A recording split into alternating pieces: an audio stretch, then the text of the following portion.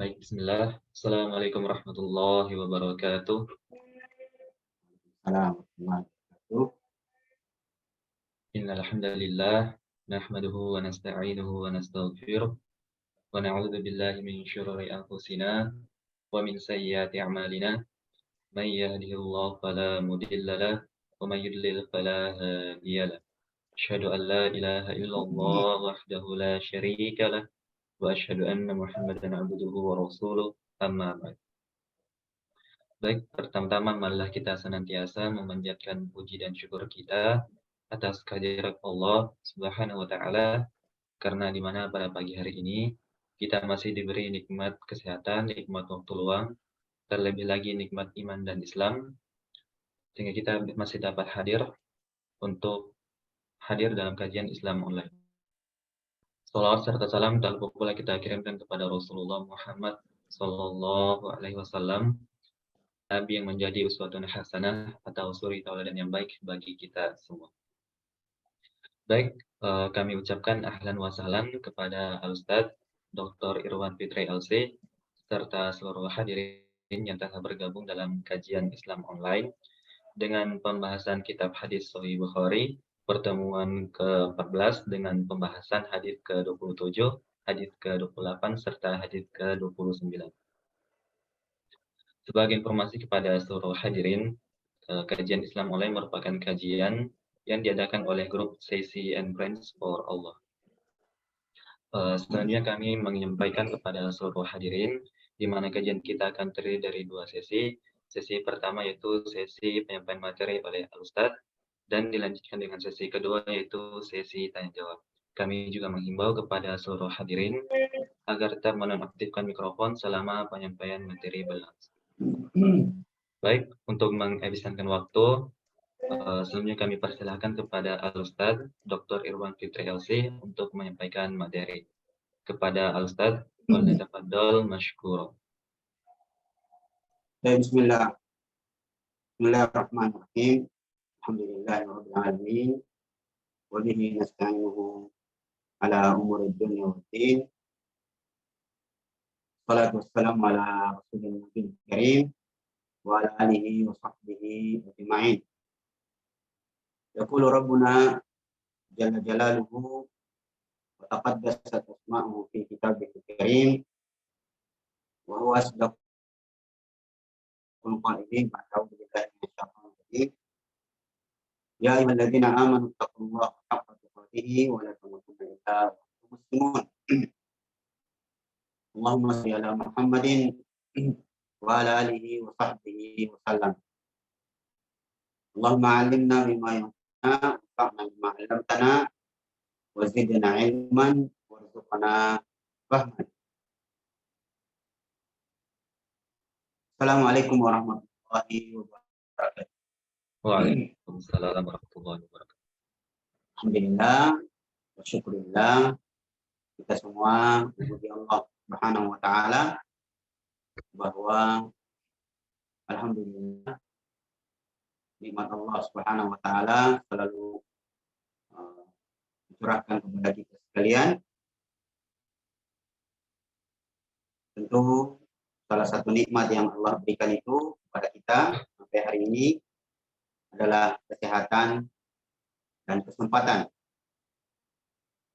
Kesehatan yang mudah-mudahan hari ini kita bisa belajar tentang agama kita ini lewat hadis-hadis Nabi Sallallahu Alaihi Wasallam, yang dengannya mudah-mudahan sekali lagi dan terus kita sampaikan untuk saling mengingatkan bahwa mempelajari hadis-hadis Nabi Sallallahu Alaihi Wasallam adalah bagian dari mempelajari wahyu Allah Subhanahu wa taala. Sebab semua hadis Nabi, semua perkataan Nabi, petunjuk-petunjuk Nabi itu adalah bagian dari wahyu Allah. Allah berfirman, "Wa ma yantiqu anil hawa in huwa illa wahyun yuha." Rasulullah itu tidak berbicara, tidak mengungkapkan kata-kata, kecuali semuanya itu adalah wahyu dari Allah Subhanahu wa ta'ala. Dalam hadis yang lain Rasulullah menyebutkan tentang diri beliau, utitul Qur'ana wa mithlahu ma'ahu. Aku diberikan Al-Qur'an dan yang semisal dengannya, yaitu al-hadis. Penjelasan ini memberikan kita petunjuk bahwa mempelajari Al-Quran itu tidak bisa dilepaskan dengan mempelajari hadis-hadis Nabi Shallallahu Alaihi Wasallam.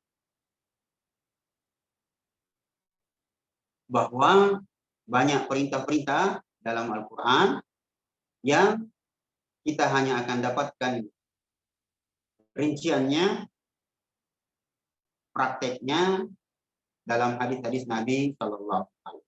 Yang pertama. Yang kedua, perlu kita ulang kembali bahwa salah satu kiat untuk mendapatkan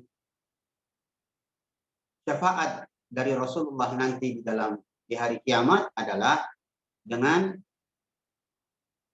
mencintai Nabi Shallallahu Alaihi Wasallam.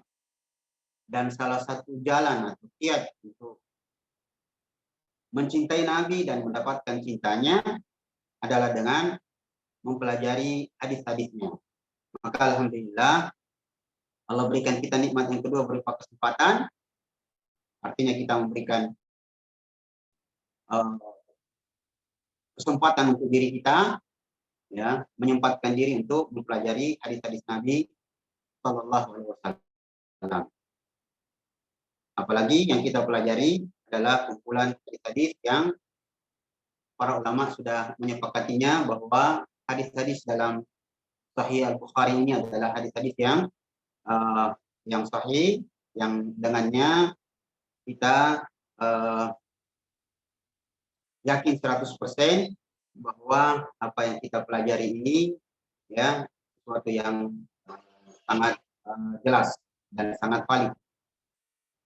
Itu Bapak, Ibu, serta saudara sekalian, kita berdoa kepada Allah Subhanahu wa taala semoga apa yang kita lakukan ini mendapatkan keberkahan dari Allah Subhanahu wa taala.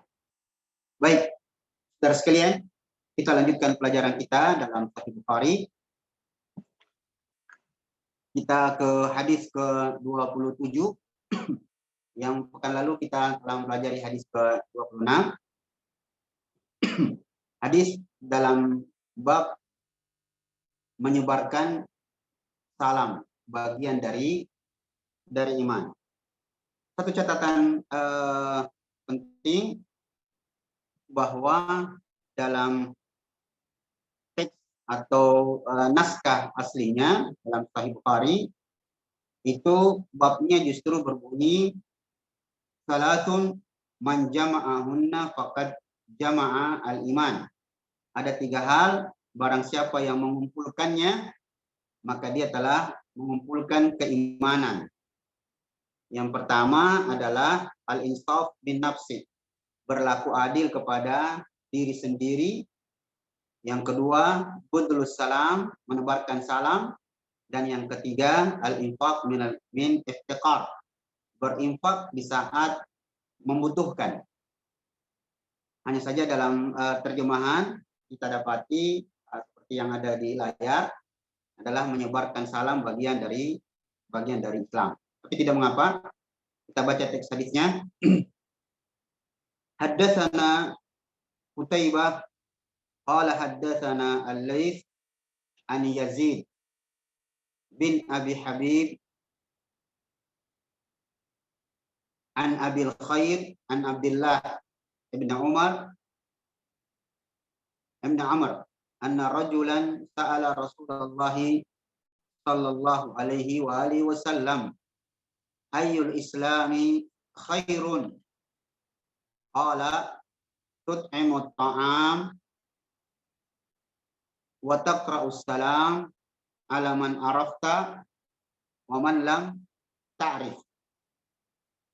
Terjemahannya, telah menceritakan kepada kami Qutaibah, dia berkata, telah menceritakan kepada kami Al-Laits, dari Yazid bin Abi Habib, dari Abul Khair, dari Abdullah bin Amru, bahwa ada seorang sahabat bertanya kepada Rasulullah Sallallahu Alaihi Wasallam,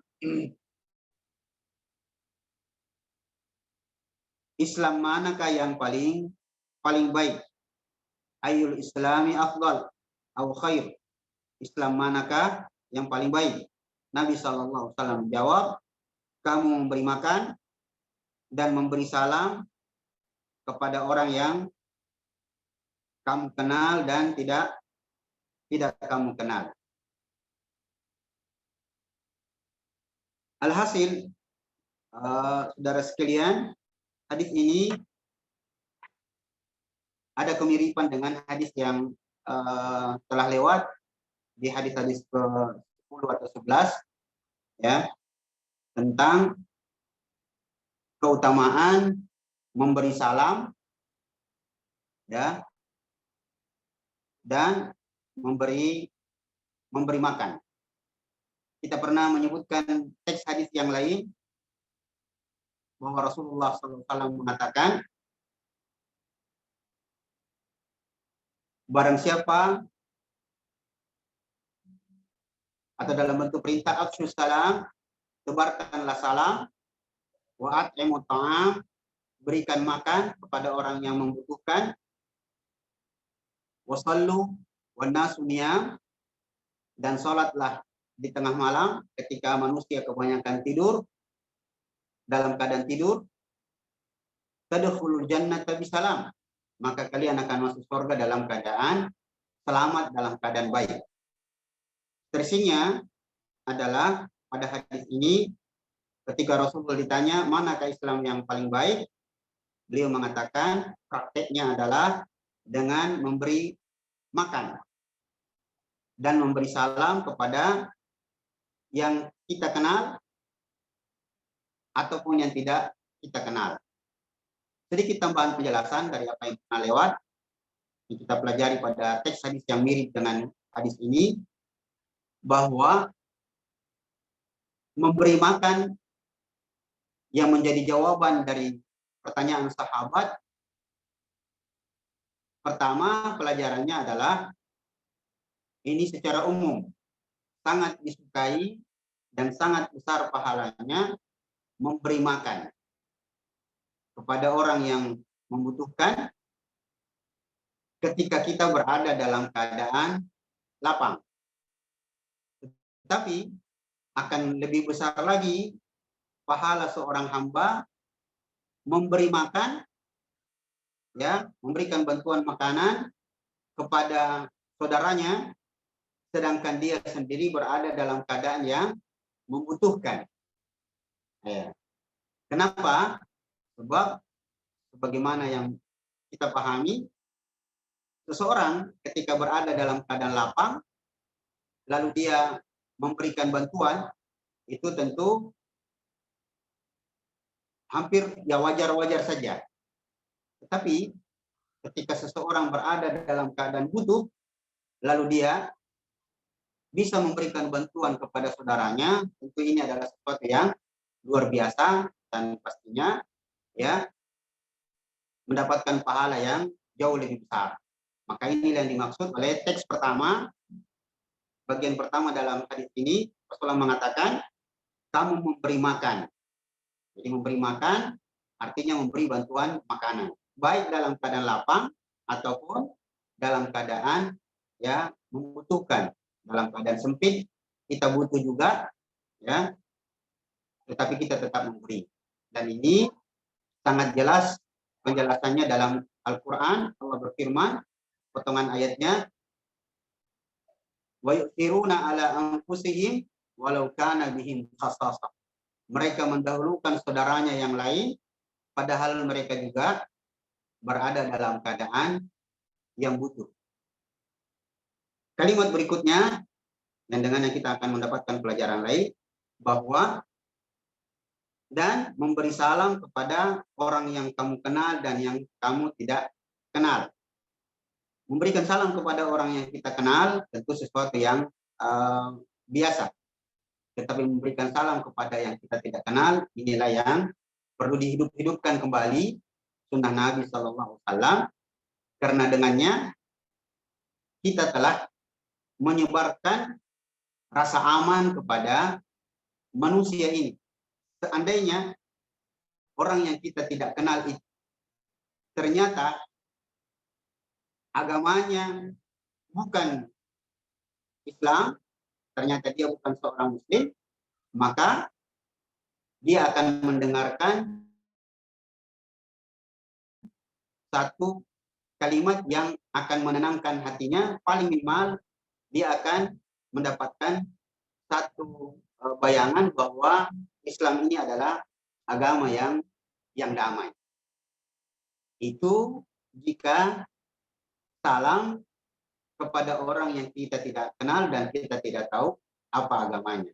Tetapi kalau kita tahu persis agamanya bukanlah Islam, maka kita tidak boleh mendahului memberi salam kepada orang yang agamanya tidak sama dengan kita. Tetapi kalau mereka yang memberi salam, jadi ini aturannya, jika orang lain yang memberi salam kepada kita dan agamanya bukan Islam, maka jawaban kita pendek sampai pada batas wa alaik. Kalau dia bilang assalamualaikum, sedangkan dia non muslim, maka jawabannya wa alaik, kamu juga. Ya, begitu aturannya dalam agama kita. Alhasil bahwa intinya kita sangat dianjurkan untuk banyak-banyak menebarkan salam. Sampai-sampai ada seorang sahabat yang pernah kita sebut adalah Ibnu Umar, karena atau saking inginnya menghidupkan sunnah ini, ya, dan ingin mendapatkan pahala yang besar, disebutkan bahwa Ibnu Umar ini radhiyallahu anhu setiap hari Kamis melowongkan waktunya itu berdiri di depan pintu gerbang pasar hanya untuk memberi salam kepada orang yang masuk dan keluar dari pasar.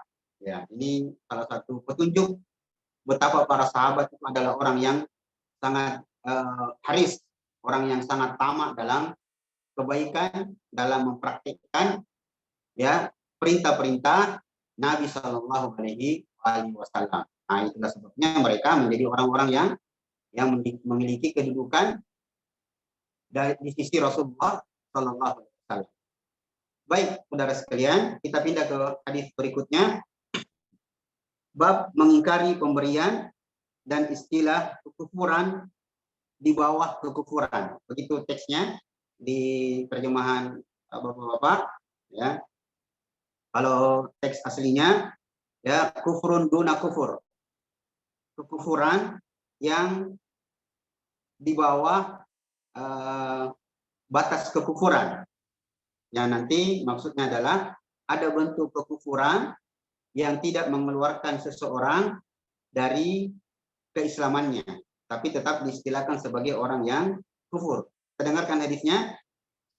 Haddatsana Abdullah bin Maslamah an Malik an Zaid bin Aslam an Atha bin Yasar an Ibn Abbas qala Nabi sallallahu alaihi wasallam uritun nara fa idza aktsaru ahliha an-nisa yakfurna qila ayakfurna billahi qala yakfurna al-ashir wa yakfurna al-ihsana law ahsanta ila ihdahunna ad-dahra thumma ra'at minka syai'an qalat ma ra'aitu minka khairan qattun. Kita lihat terjemahnya. Telah menceritakan kepada kami Abdullah bin Maslamah dari Malik, dari Zaid bin Aslam, dari Atha bin Yasar, dari Ibn Abbas radhiyallahu an, dia berkata, Nabi Shallallahu alaihi wasallam bersabda, aku diperlihatkan neraka. Ternyata kebanyakan penghuninya adalah wanita. Karena mereka sering mengingkari. Ya. Di sini disebut mengingkari. Sebenarnya sebaiknya tetap menggunakan kalimat mereka kufur, mereka kafir. Ditanyakan, apakah mereka mengingkari Allah? Ya, itu teks terjemahannya. Sekali lagi, sebaiknya dia diterjemahkan sesuai dengan teks aslinya. Apakah mereka kafir kepada Allah? Beliau Sallallahu Alaihi Wasallam bersabda, mereka kafir kepada suaminya. Kalau di sini disebutkan mereka mengingkari pemberian suami. Mereka mengingkari kebaikan-kebaikan suaminya. Seandainya kamu berbuat baik terhadap seseorang dari mereka sepanjang masa, lalu dia melihat satu saja kejelekan darimu, maka dia akan berkata, aku belum pernah melihat kebaikan sedikit pun darimu. Ini hadis yang menceritakan tentang tabiat umumnya kaum wanita, yang tabiat itu menyebabkan mereka, kaum wanita itu lebih banyak menjadi penghuni surga. Saudara sekalian, sebelum kita memberikan penjelasan, ya, beberapa pelajaran faedah dari hadis ini, kita dengarkan hadis yang mirip dengan hadis ini, yang bahkan menceritakan kronologisnya, sekalipun dengan teks yang berbeda.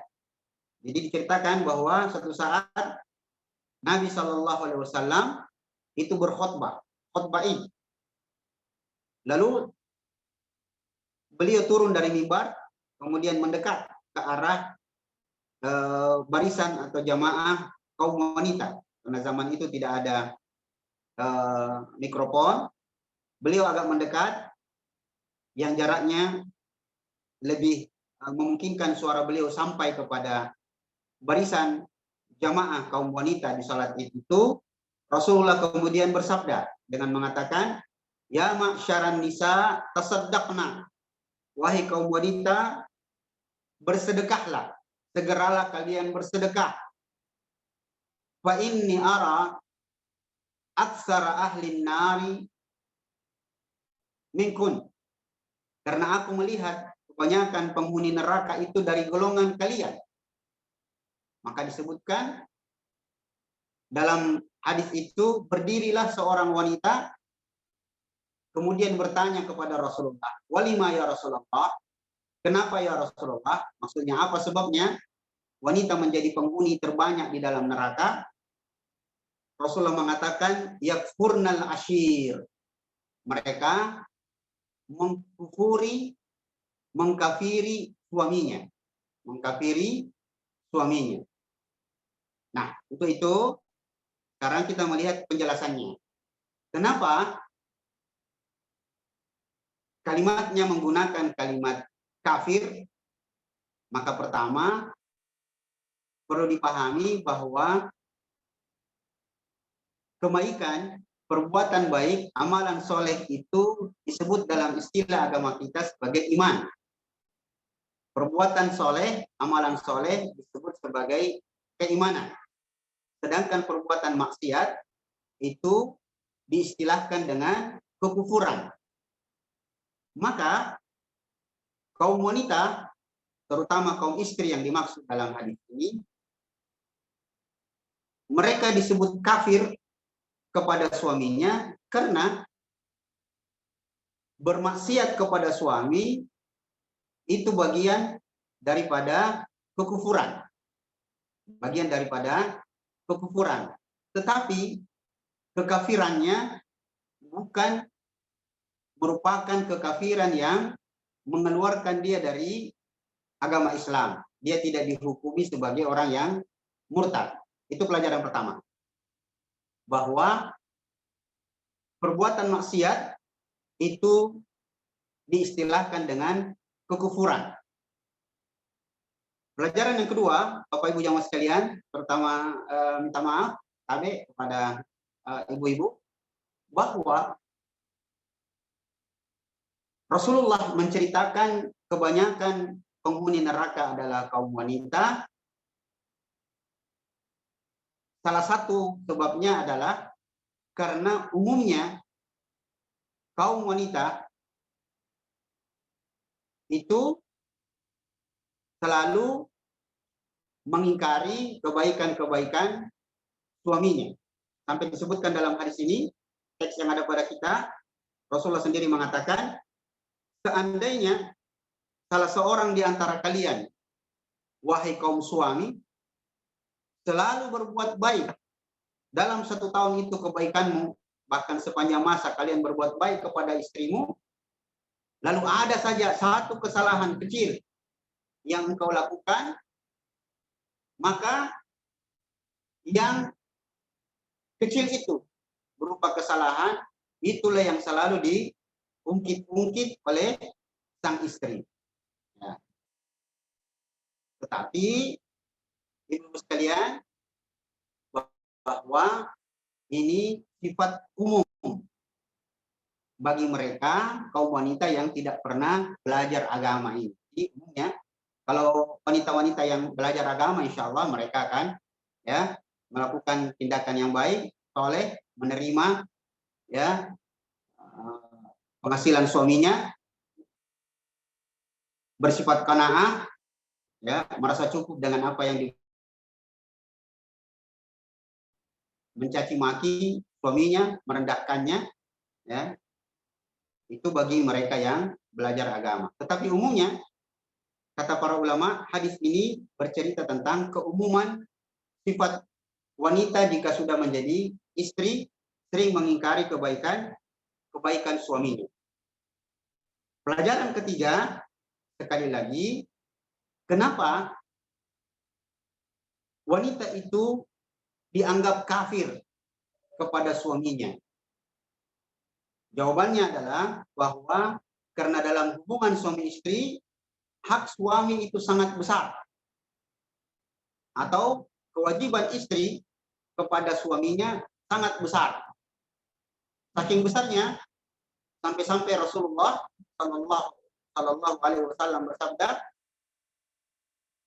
"Lau amartu ahadan an yasjuda," sekiranya boleh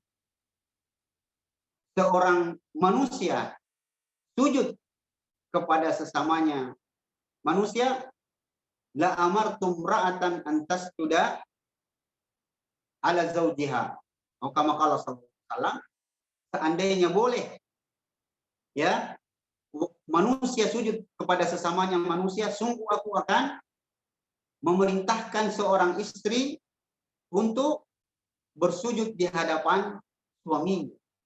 Itu memberikan bukti bahwa hak seorang suami kepada istrinya itu sangat besar.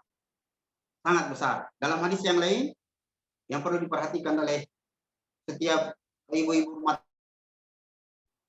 Rasulullah bersabda, sekiranya ada seorang wanita berada di atas kendaraannya, di atas kudanya, ya, atau di atas mobilnya, atau di atas motornya. Kalau kita pakai model sekarang, dia berada dalam keadaan hamil 9 bulan, saat-saat mau melahirkan. Kemudian suaminya ingin melepaskan atau memenuhi hajatnya, maka tidak ada jalan lain bagi seorang istri untuk memenuhi hajat suaminya.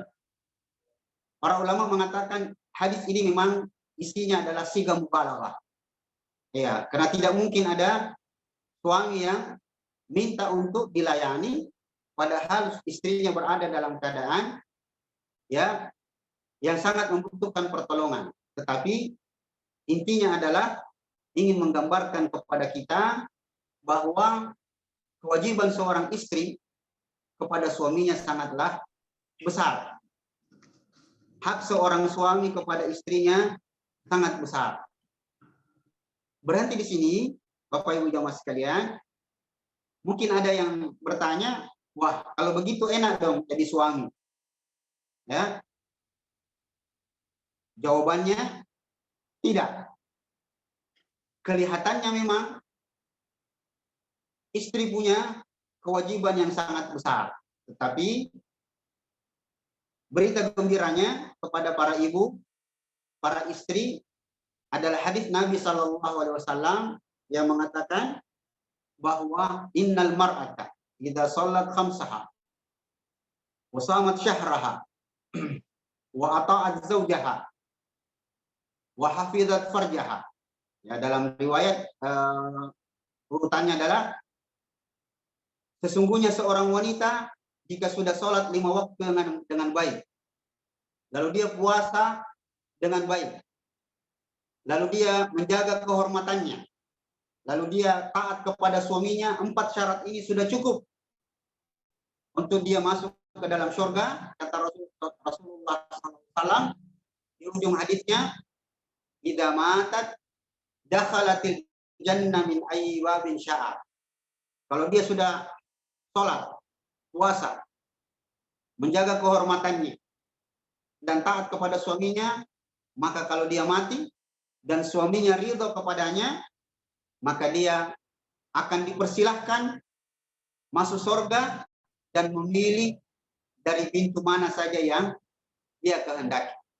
Itulah kemuliaan seorang wanita yang perlu dicamkan dengan baik supaya dia bisa melapangkan dadanya untuk menerima keputusan Allah dan Rasulnya, bahwa memang kewajibannya sebagai seorang istri besar, tetapi berita gembiranya jalan-jalan menuju surga bagi kaum ibu, kaum wanita sangatlah besar. Alhasil, Bapak Ibu jamaah sekalian, pelajaran pentingnya adalah bahwa hendaklah setiap istri, setiap wanita untuk menjaga dirinya dan selalu taat kepada suaminya. Jangan sampai dia melakukan kemaksiatan yang kemudian dihukumi sebagai bentuk kekufuran. Dan itu ya diingatkan dalam sebuah hadis yang lain, Rasulullah SAW mengatakan, man lam yashkurin nas lam yashkurillah. Orang yang tidak pandai berterima kasih kepada sesamanya manusia, maka kemungkinan besar orang itu tidak pandai bersyukur kepada Allah Subhanahu wa taala. Dan salah satu bentuk kesyukuran seorang wanita kepada sesamanya manusia adalah kesyukurannya kepada suaminya, kemampuannya berterima kasih kepada suaminya, dan itu akan mendatangkan keridhaan dari Allah Subhanahu wa taala. Ini hadis yang kedua, beberapa pelajaran yang bisa kita petik darinya. Ya. Nanti lanjutannya kita akan dapati bahwa memang ada sifat-sifat wanita yang sedikit berbahaya jika tidak diperbaiki dengan cara banyak-banyak mempelajari agama kita ini dengan sebaik-baik. Kita pindah ke hadis berikutnya, di hadis ke-29. Perbuatan maksiat merupakan kebiasaan jahiliyah, namun pelakunya tidak dikafirkan ya karena kemaksiatannya tersebut. Kita baca hadisnya. Haddatsana Sulaiman ibnu Harbin qala haddatsana Syu'bah an Wasil al-Ahdab anil Ma'rur bin Suwaidin qala laqitu Aba Dzarrin birrabza wa alaihi hullatun wa ala gulamihi hullatun fasa'altuhu an dzalik faqala inni sababtu rajulan fa ayyartu bi ummihi faqala lin nabiyyu sallallahu alaihi wasallam ya Aba Dzar a'ayyartahu bi ummihi innaka mru'un fika jahiliyah ikhwanukum khawalukum ja'alahumullahu tahta aydikum faman kana akhuhu tahta yadihi falyut'imhu mimma ya'kul wa yulbishu mimma yalbas wala tukallifuhum ma yaglibuhum fa in kallaftumuhum fa'ainuhum. Telah menceritakan kepada kami Sulaiman bin Harbin, dia berkata, telah menceritakan kepada kami Syu'bah dari Wasil Al-Ahdab dari Al-Ma'rur bin Suwaid berkata, aku bertemu Abu Dar di sebuah tempat bernama Rabdah yang saat itu dia mengenakan pakaian 2 lapis. Begitu juga dengan anaknya. Maka aku tanyakan kepadanya tentang itu.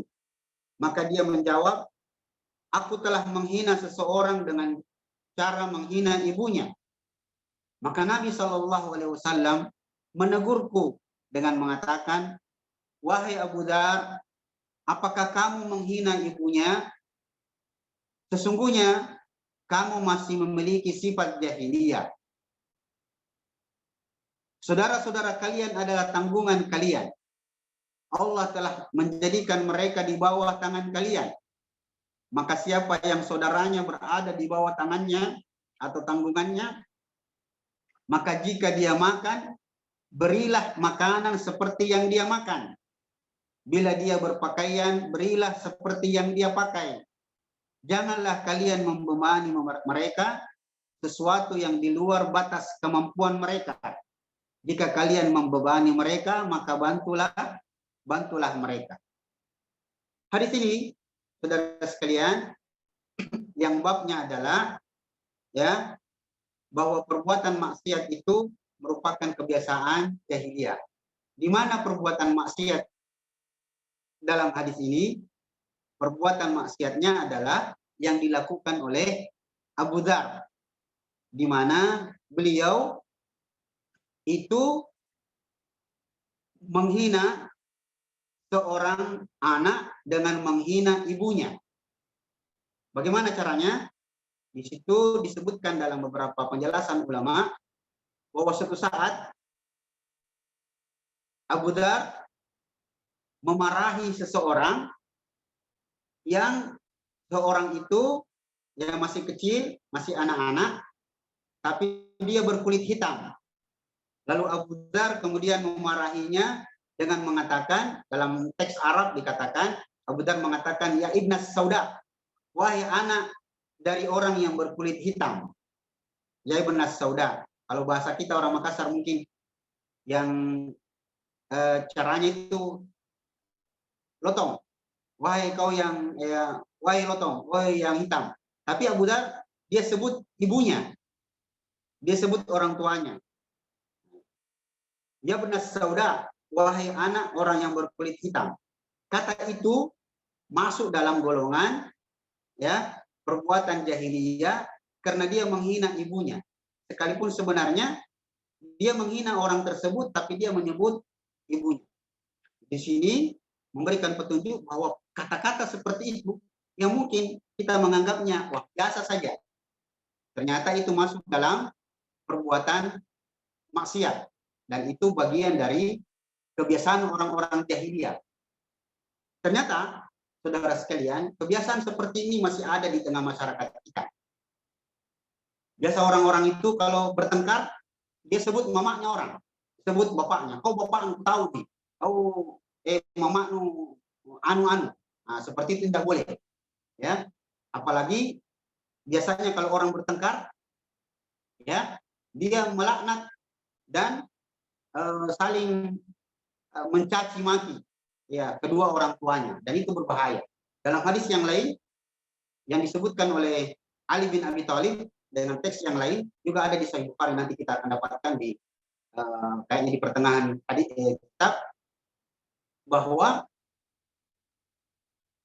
Rasulullah SAW menyebutkan bahwa terlaknatlah seseorang yang melaknat kedua orang tuanya.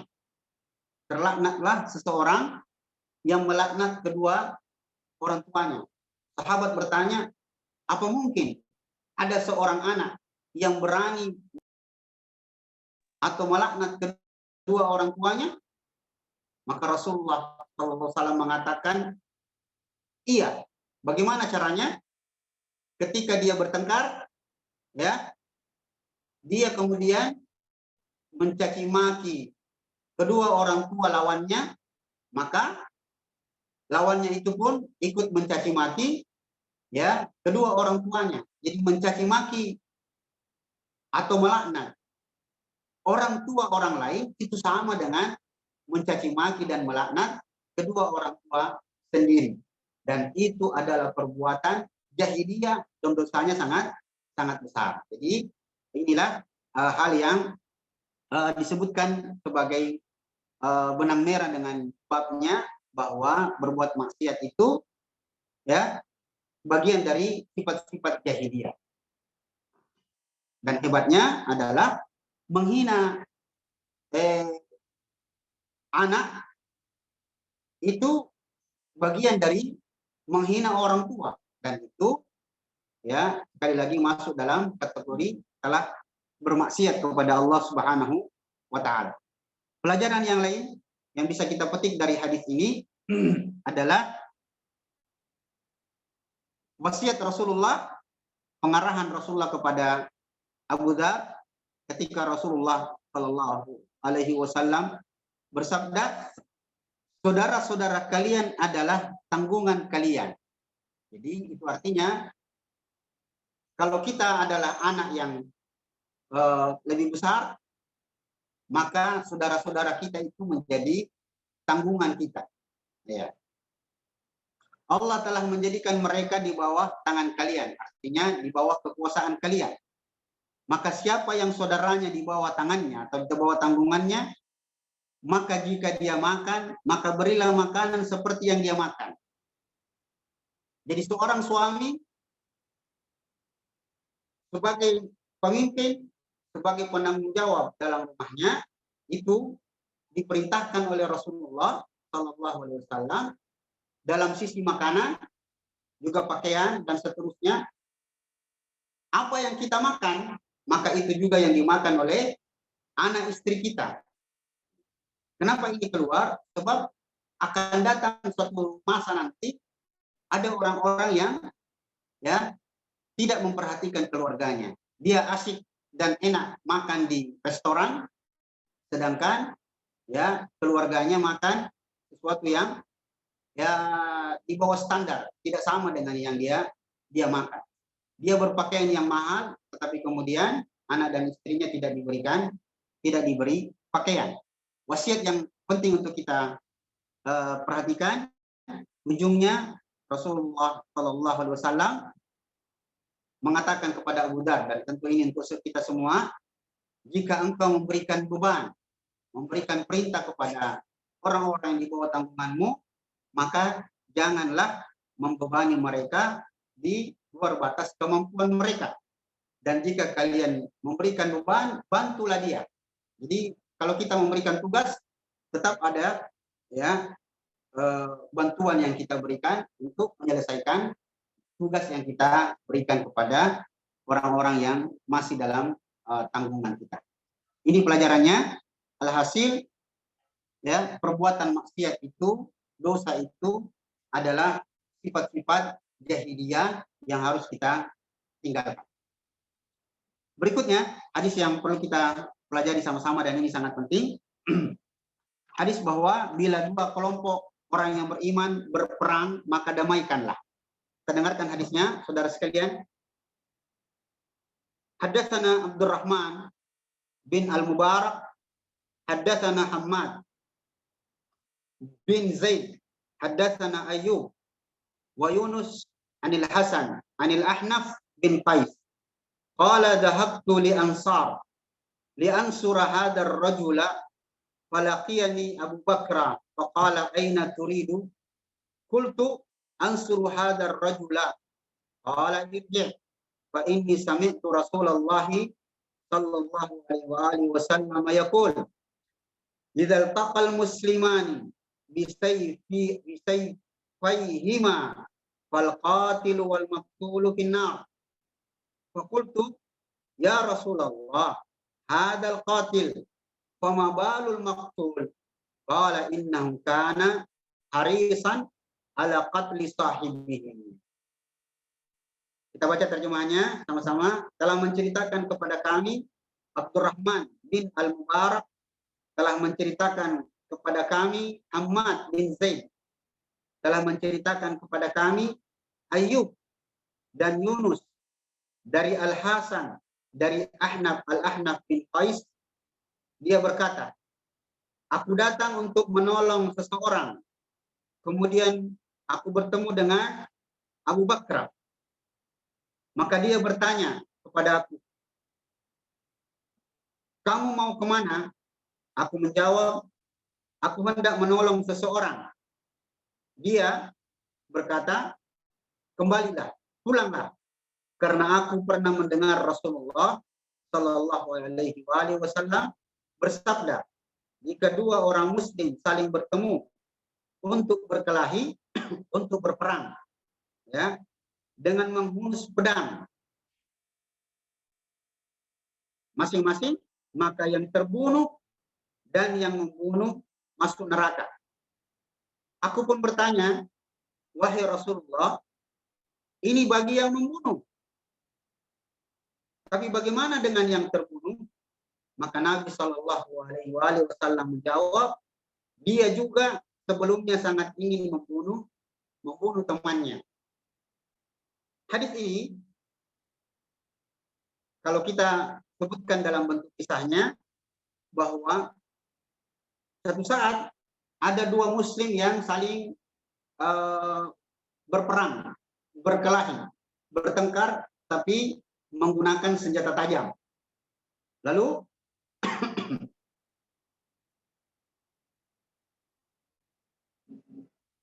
seorang tabi'in ini, ya, datang juga membawa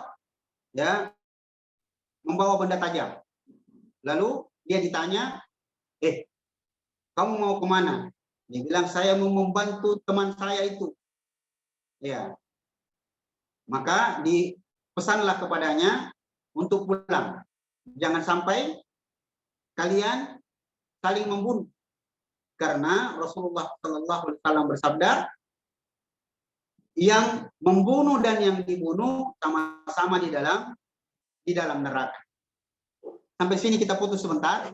Kita dengarkan hadis dengan teks yang lain supaya kita bisa membedakan, ya, mana keadaan di mana yang terbunuh itu tetap masuk neraka, dan ada keadaan yang lain di mana yang terbunuh itu bisa masuk surga, bahkan yang membunuh bisa masuk surga, atau sebaliknya yang terbunuh masuk neraka dan yang membunuhnya justru, ya, diampuni dosanya, bahkan tidak berdosa.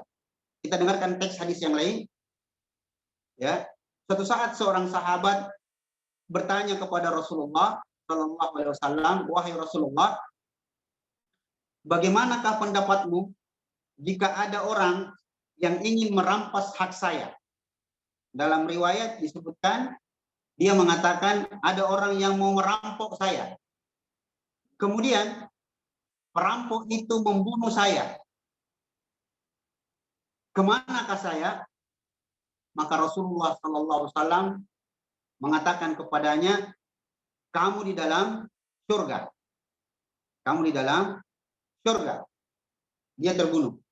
Lalu sahabat ini menimpali dengan bertanya lagi, dengan mengatakan, bagaimana kalau saya yang membunuh perampok itu?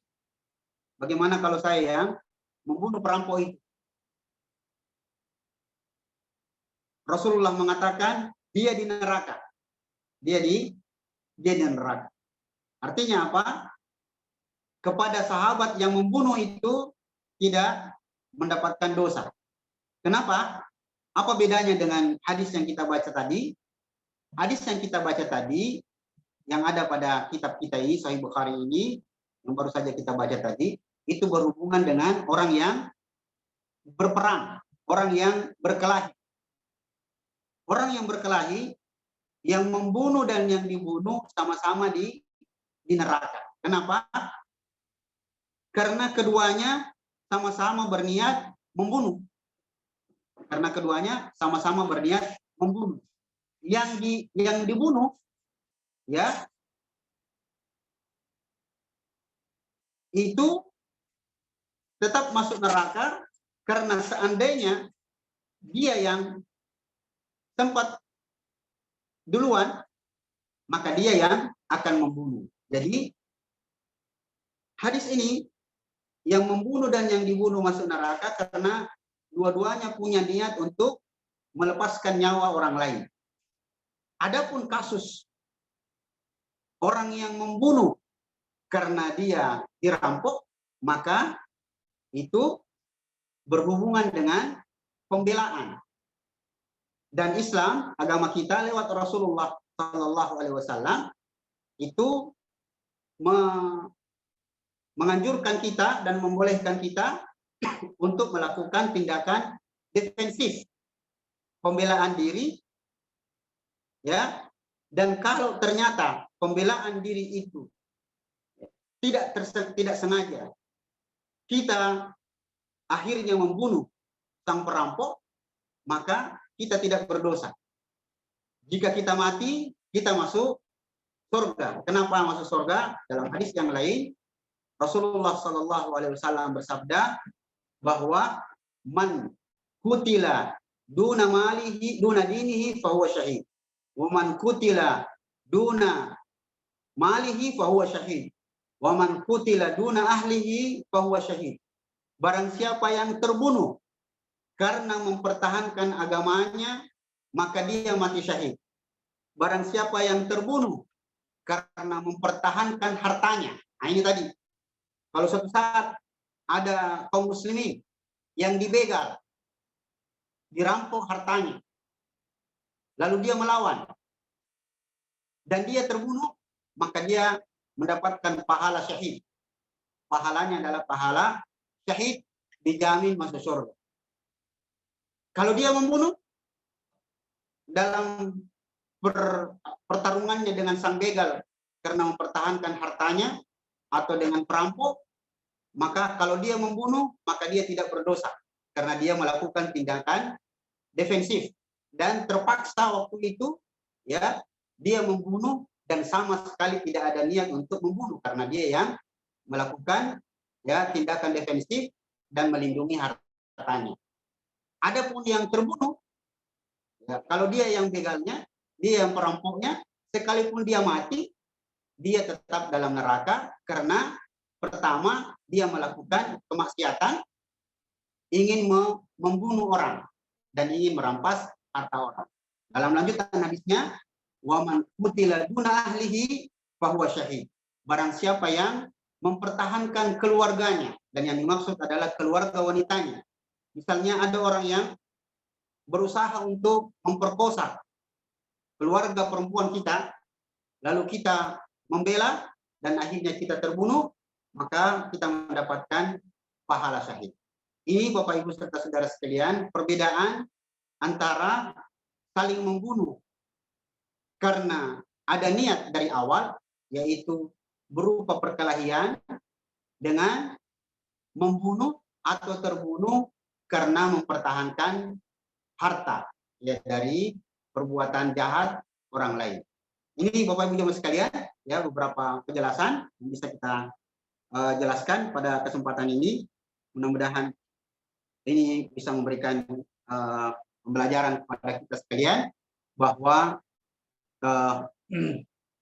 mempertahankan harta itu sesuatu yang dibolehkan dan tidak mendapatkan hukuman dosa, dan yang dilarang adalah membunuh, ya, dalam kaitannya dengan perkelahian, percekcokan, ya, karena memang ada niat di dalamnya. Bahkan sedikit tambahan, Bapak Ibu saudara sekalian, dalam hukum agama kita dan nampaknya ada dalam undang-undang hukum pidana di Indonesia bahwa Rasulullah melarang kita untuk menghunuskan benda tajam bahkan besi. Tidak boleh kita menghunus besi lalu diancam-ancamkan kepada teman-teman sekalipun itu bercanda. Jadi kalau di Saudi Arabia, sepengetahuan kami itu kalau mengangkat besi lalu diancam-ancam ke orang, sekalipun bercanda itu kayaknya dihukum penjara 3 bulan. Atau kami itu berdasarkan larangan Nabi SAW bahwa tidak boleh ada di antara kita menghunuskan besi lalu diancam-ancamkan kepada saudaranya sekalipun itu cuma bercanda. Cuma bercanda. Kenapa? Dalam ujung hadisnya disebutkan la'alla yadfa'u syaitan. Karena jangan sampai boleh jadi nanti dia digoda oleh setan untuk ya melakukan tindakan yang berbahaya dengan benda tajam atau besi. Ini Bapak Ibu jamaah sekalian, mudah-mudahan bermanfaat. Sekali lagi mohon maaf atas kekurangannya. Sallallahu alaihi Muhammadin. Assalamualaikum warahmatullahi wabarakatuh. Waalaikumsalam warahmatullahi wabarakatuh. Ya, baik, demikian pembahasan hadis yang Masya Allah menarik, dan Insya Allah kita petik hikmah dari hadis yang telah dijelaskan oleh Ustaz. Baik, selanjutnya kami akan buka sesi tanya jawab. Jadi kepada seluruh hadirin yang ingin mengajukan pertanyaan, kami persilakan untuk mengaktifkan mikrofon serta kamera atau dapat bertanya via kolom chat. Kepada seluruh hadirin kami persilakan.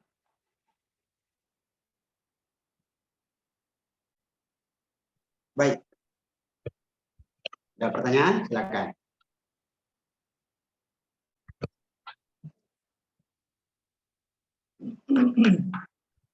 Ya, bisa sedikit Ustaz. Ya, silakan Bu. Ya.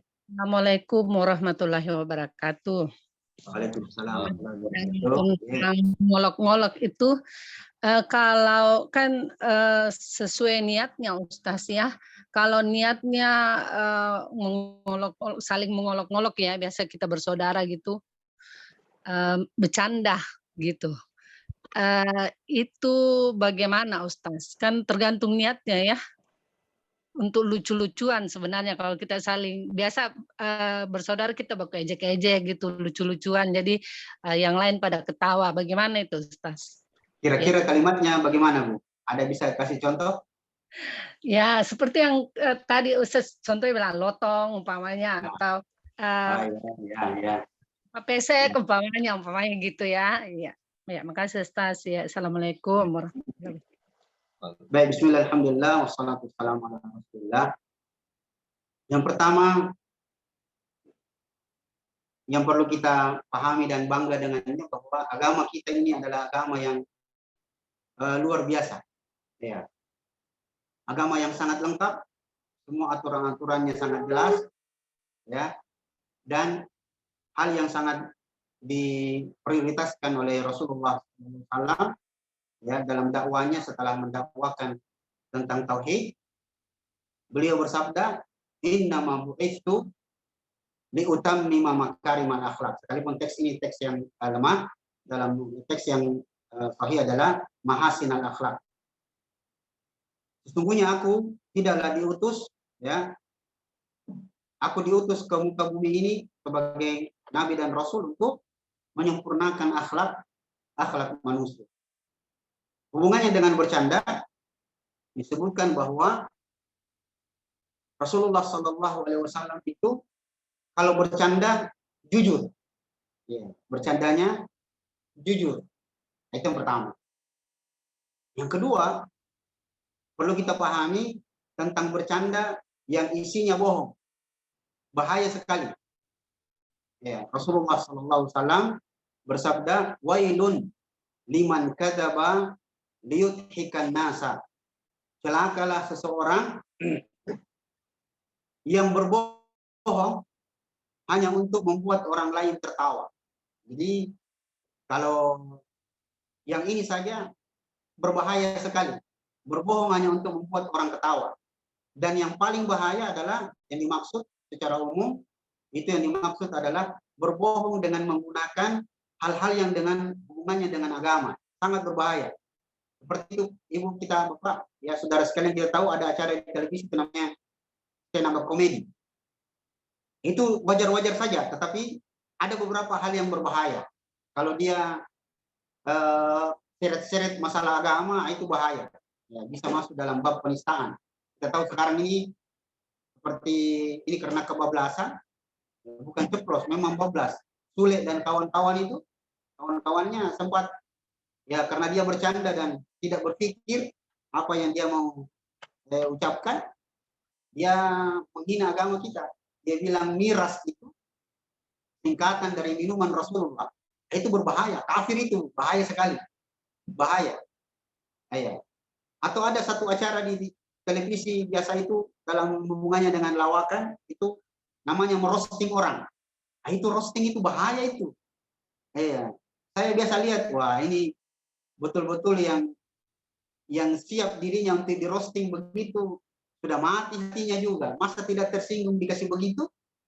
Itu yang pertama. Nah, kita kembali ke intinya. Bagaimana dengan kalau bercanda sesama saudaranya, bikin ketawa, lotong apa segala macam, kalau dia bercanda dan saling paham bahwa itu adalah sesuatu yang wajar saja dan tidak ada seret-seret agama, seret-seret ayat, seret-seret hadis, dan dia bersaudara juga dan saling pahami, itu insya Allah tidak sampai pada titik yang berbahaya, tapi perlu dijaga. Jangan sampai itu jadi kebiasaan. Biasanya orang terobsesi untuk menganggap semua orang sama bisa dikasih begitu. Ada satu kampung di Indonesia ini, katanya di Ternate. Ini teman saya yang cerita sama-sama dulu di Pasca. Kampungnya itu bernama Kampung Makian. Saya tanya, dosen juga bertanya sama dia, kenapa kampungnya dinamakan Kampung Makian?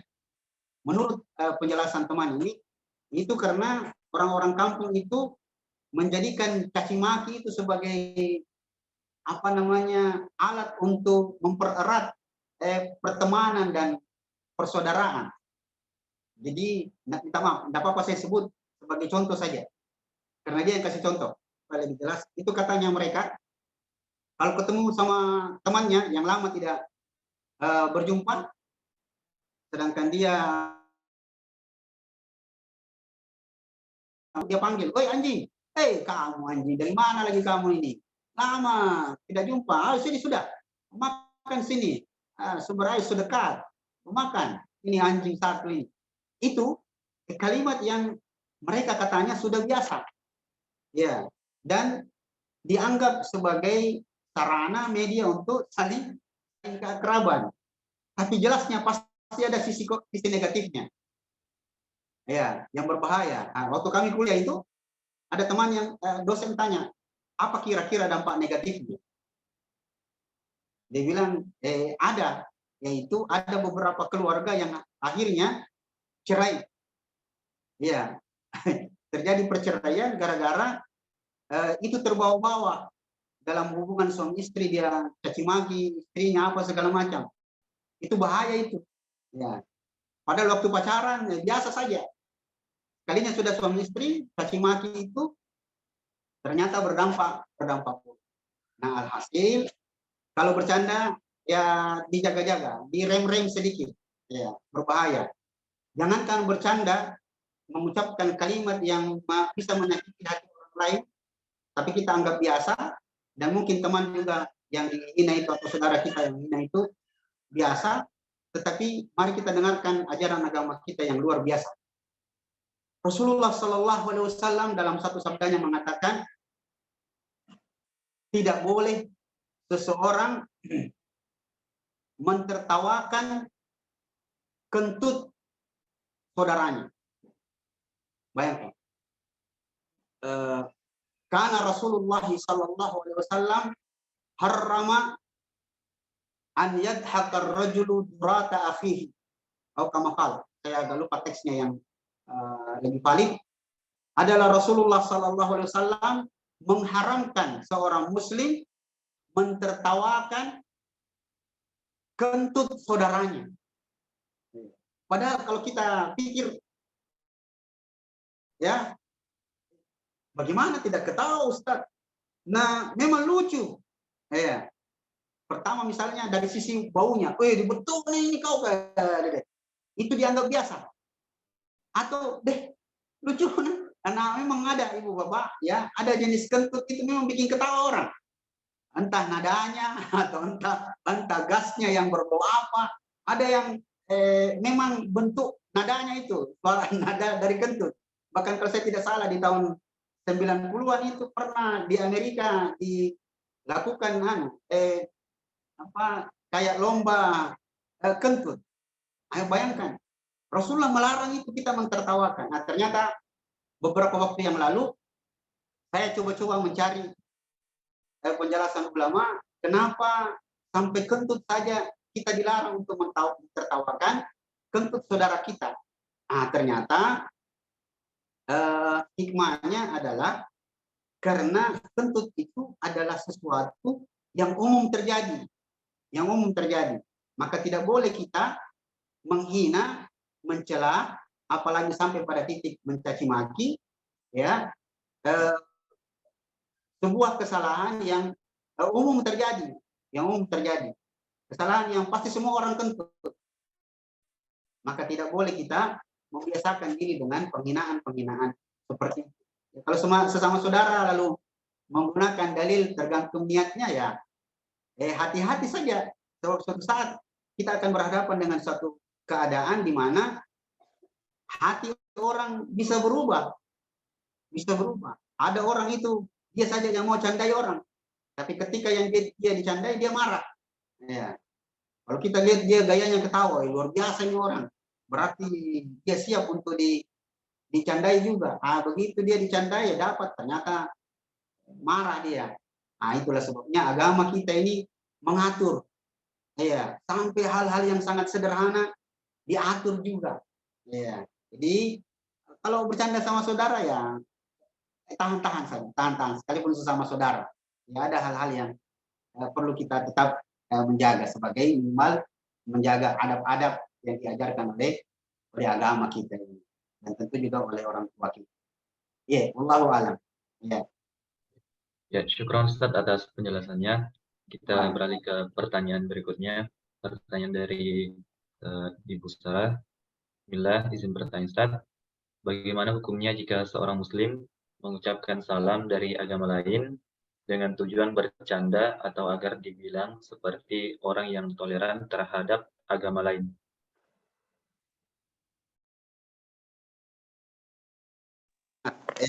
Bagaimana? Ya, kami ulang Ustaz. Bagaimana hukumnya jika seorang muslim mengucapkan salam dari agama lain dengan tujuan bercanda atau agar dibilang sebagai orang yang toleran terhadap agama lain? Tidak boleh. Sedikit tambahan, mungkin belok sedikit, tapi itu yang dimaksud.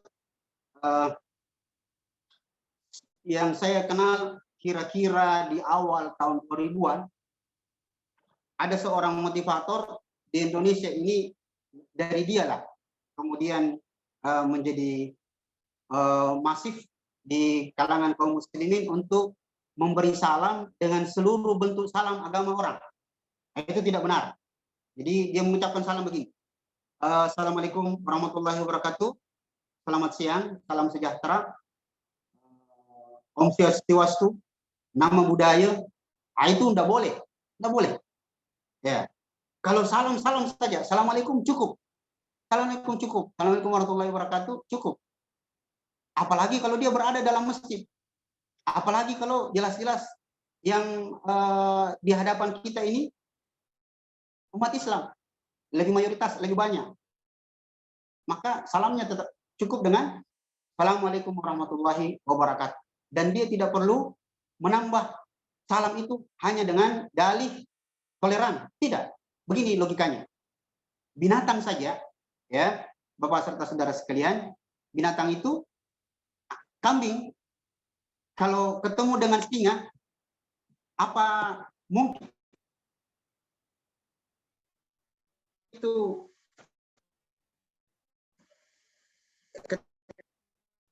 kira-kira kambing mengucapkan kalimat.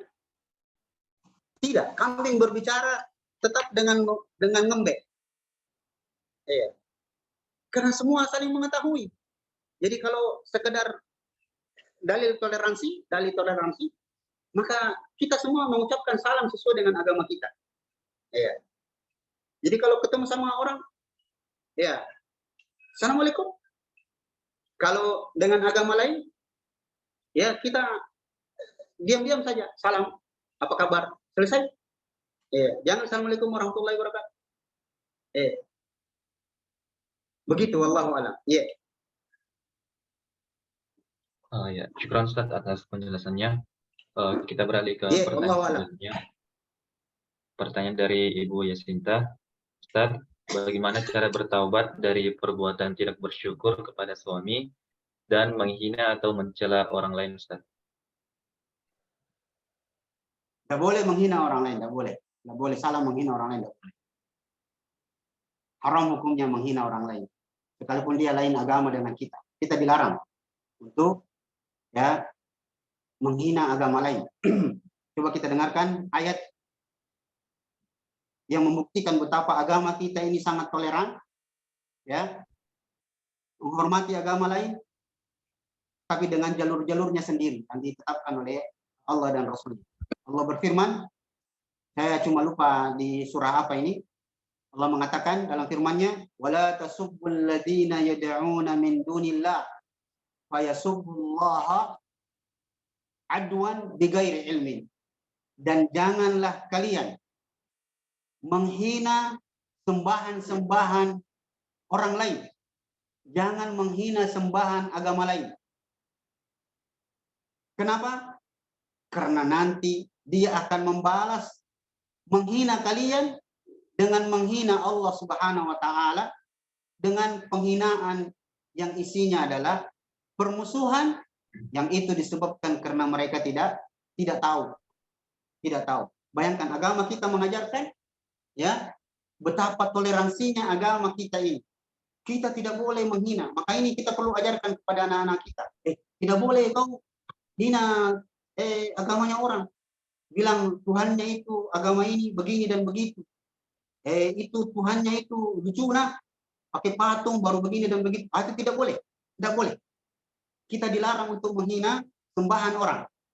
Sembahan agama lain. Tidak boleh sama sekali. Sekalipun tujuannya sekedar bercanda. Nah, ini kehebatan agama kita. Kalau agama lain mau menghina agamanya sendiri, ya silakan saja. Biar dia hina agamanya sendiri. Dia gambarkan Tuhannya bagaimana dan bagaimana, itu urusan mereka. Tapi kita umat Islam tidak boleh menghina agama orang lain, apalagi menghina agama sendiri. Menghina agama sendiri sekalipun tujuannya bercanda. Itu bisa masuk dalam bab kekafiran, bisa kafir. Kan insya Allah pekan depan ya kita akan baca hadis tentang kezaliman. Wallahu a'lam. Ya, Ustaz, kami luruskan kembali tadi pertanyaannya itu, bagaimana cara bertaubat dari perbuatan tidak bersyukur kepada suami dan menghina atau mencela orang lain, Ustaz? Bertobat kepada, jadi begini, perbuatan dosa itu berhubungan kepada, ada dosa yang berhubungan kepada Allah dan ada dosa yang berhubungan dengan sesama manusia. Nanti secara rinci kita bahas di hadis berikutnya. Alhasil, ketika kita melakukan dosa kepada sesama manusia, atau khususnya seorang istri kepada suaminya, maka dia meminta maaf kepada suaminya, kemudian melakukan kebaikan-kebaikan, ya, melayani suaminya dengan baik, ya. Jika suaminya marah, maka dia melakukan beberapa tindakan yang diajarkan oleh Rasulullah SAW. Maka kita dengarkan hadis berikut ini yang sangat baik, yang perlu dipahami terutama kepada kaum istri.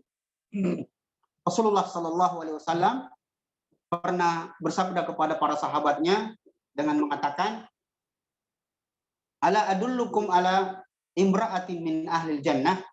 Maukah kalian aku tunjukkan kepada kalian wanita calon penghuni surga? dalam teks yang lain yang saya agak pasti mengingatnya bahwa Rasulullah mengatakan, maukah kalian aku tunjukkan ciri-ciri wanita soleha yang akan menjadi penghuni surga? Kata para sahabat, mau ya Rasulullah.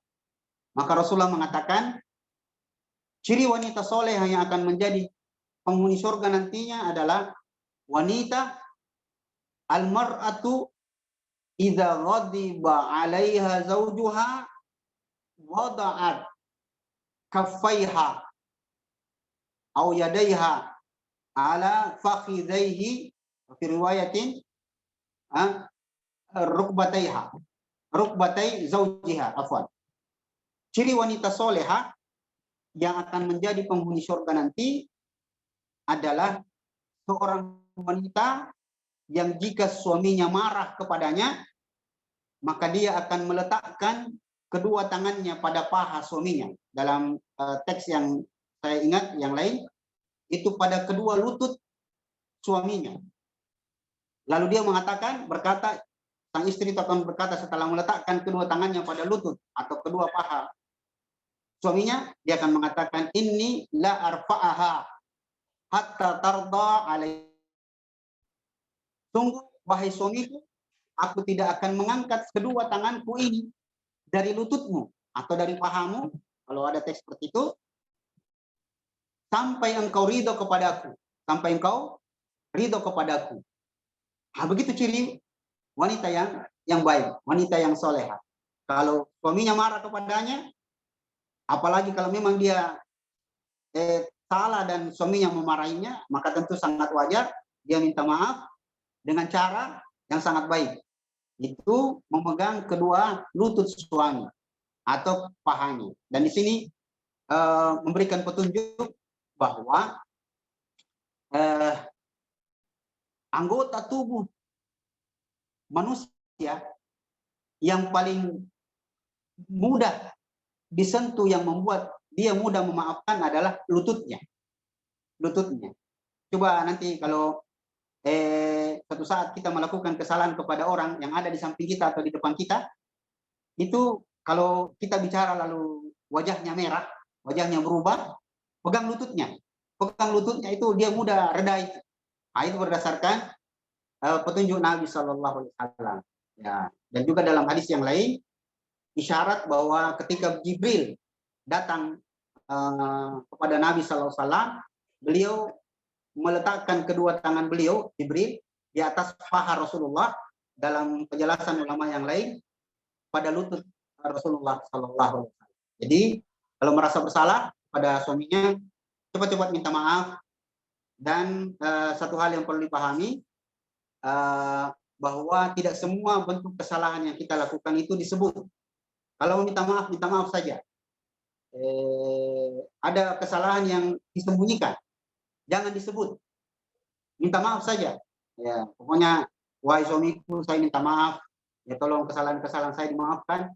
Dan suami juga jangan paksa dia. Jangan paksa istri menyebut apa salahmu, apa dosamu, berbahaya. Nanti dia sebut, makin marah. Misalnya, maafkan saya, Kanda. Kenapa minta maaf? Apa salahmu? Saya itu yang ambil uangmu di dompet tidak bilang-bilang. Bisa marah suaminya itu, tahu gara-gara kau saya kehabisan bensin di tengah jalan, harus mendorong motor. Itu jangan disebut, jangan disebut. Jadi ada kesalahan-kesalahan tertentu yang kalau minta maaf saja, jangan disebut, ya, bahaya. Ya, Allah wa'ala. Ya. Ya, syukran Ustaz atas penjelasannya. Masih ada beberapa waktu. Saya ada satu pertanyaan, Ustaz.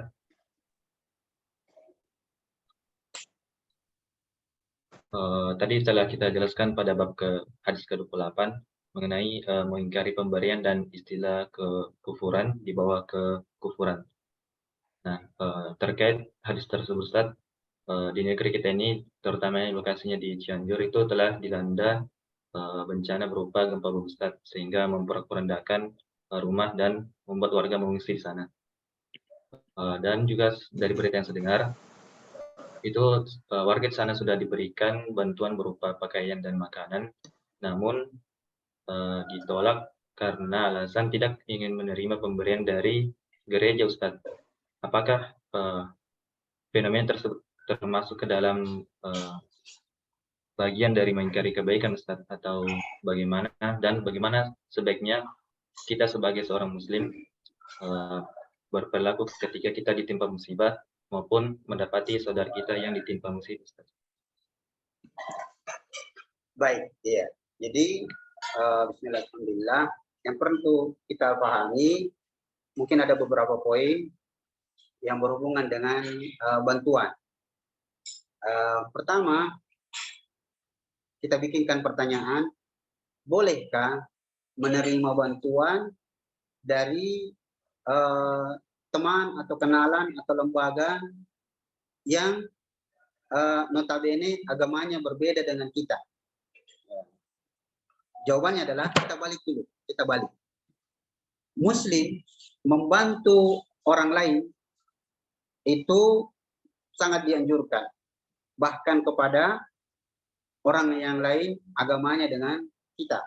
Bahkan jangankan sekedar memberi bantuan, hewan kurban saja. Kalau kita Idul Adha, Idul Kurban, boleh daging kurban kita bagikan kepada kenalan yang notabene non muslim. Boleh, setelah dengan syarat setelah semua saudara-saudara kita kaum muslimin telah mendapatkannya, ya, telah terbagi dengan baik, maka kelebihannya boleh disalurkan kepada orang yang berlainan agama, dan itu menunjukkan ya kebaikan agama kita ini. Apalagi kalau yang lain agama itu masih tetangga. Sebab Rasulullah sallallahu alaihi wasallam mengatakan, la yazalu Jibrilu yusini bil jar. Jibril itu selalu berwasiat kepadaku untuk berbuat baik kepada tetangga, sampai-sampai hatta adun, sampai-sampai saya menyangka al jar yuwarithuni, sampai-sampai saya menyangka tetangga itu bisa menjadi ahli waris. Saking pentingnya tetangga. Bahkan sekalipun dia non muslim. So, dalam hadis yang lain Rasulullah mengatakan, kalau engkau potong kambing ya kepada istrinya, kalau engkau memasak atau potong kambing, jangan lupakan tetangga kita yang Yahudi itu. Itu memberikan petunjuk bahwa sebagai seorang muslim memberi bantuan itu kepada siapa saja, tidak memilah-milah dan tidak memilih-milih. Yang penting dengan syarat kaum muslimin itu didahulukan. Kita kebalikannya. Bagaimana dengan bantuan non-muslim kepada muslim? Boleh diterima. Itu hukum asalnya, boleh menerima bantuan dari ya non-muslim. Apa dalilnya? Rasulullah sallallahu alaihi wasallam dari sisi hadiah, beliau menerima hadiah dari ya tetangganya orang-orang Yahudi. Beliau menerima pemberian dari Yahudi. Nah, itu kan sedekah, Ustaz, pemberian hadiah. Bagaimana dengan pemberian bantuan? Pemberian bantuan boleh. Dalilnya Rasulullah SAW pernah meminta bantuan ya kepada orang kafir di saat beliau SAW akan hijrah. Jadi ada orang kafir yang dimintai bantuan oleh Rasulullah untuk menjadi penunjuk jalan untuk berhijrah. Itu berarti boleh meminta bantuan, apalagi sekedar menerima bantuan. Itu hukum asal. Nah, sekarang bagaimana kalau bantuan itu dari sebuah lembaga atau perorangan, ya, bantuannya kepada kaum muslimin yang sedang memang membutuhkan bantuan, tetapi dia atas nama agama tertentu, ya. Artinya dia kelompok itu, agama itu memberi bantuan memang mengatasnamakan lembaganya atau agamanya. Nah, sekarang untuk itu kita perlu lihat apa tujuannya. Apa tujuannya? Nah, kalau ditahu tujuannya, maka jawabannya secara khusus dikembalikan kepada ketua ulamanya yang ada di sana. Itu dikembalikan kepada ulamanya yang ada di daerah itu.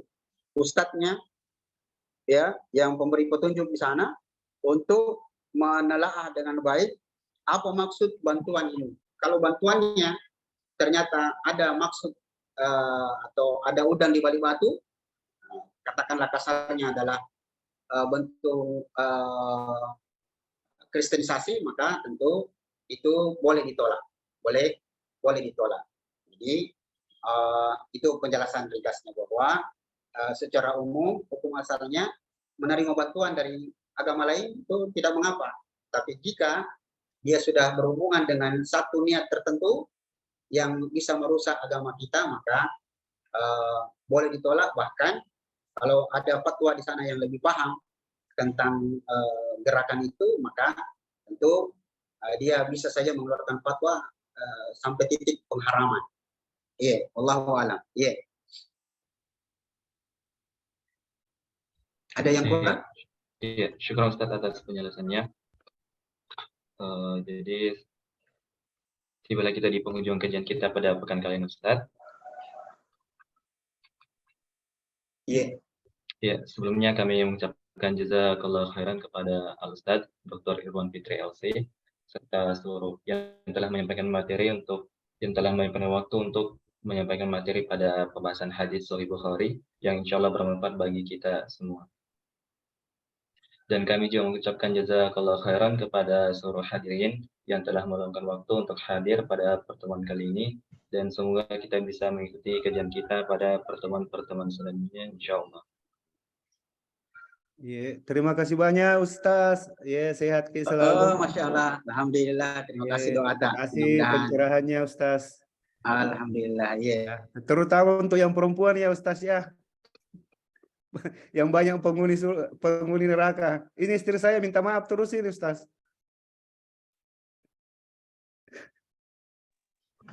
Masya Allah.